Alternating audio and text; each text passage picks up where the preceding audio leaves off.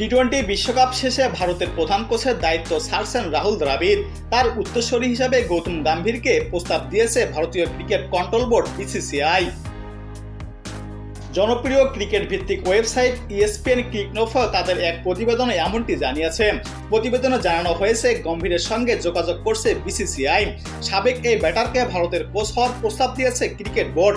চলতি আইপিএলে কলকাতা নাইট রাইডার্সের মেন্টরের দায়িত্ব পালন করছেন গৌতম গম্ভীর।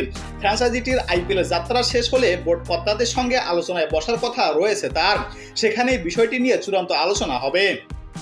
আগামী 27শে মে ভারতের কোচ হওয়ার পদে আবেদন করার শেষ দিন। কলকাতা ফাইনালে উঠলেও হাতে একদিন সময় পাবেন গৌতম গম্ভীর।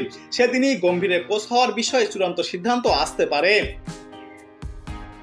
ভারতের মতো পরাশক্তি ক্রিকেট দলে কোচ হওয়ার প্রস্তাব পেলেও আন্তর্জাতিক কিংবা ঘরোয়া ক্রিকেটে কিন্তু কোচিংয়ের অভিজ্ঞতা নেই গৌতম গম্ভীরের। তবে মেন্টর হিসাবে সফলভাবে 3 বছর কাজ করেছেন আইপিএলে। গত দুবার লখনৌ সুপার জায়ান্টসে থাকাকালীন দলকে প্লে অফে তুলেছিলেন। আর চলতি আসরে তার অধীনে কলকাতা আইপিএলের শীর্ষ দল।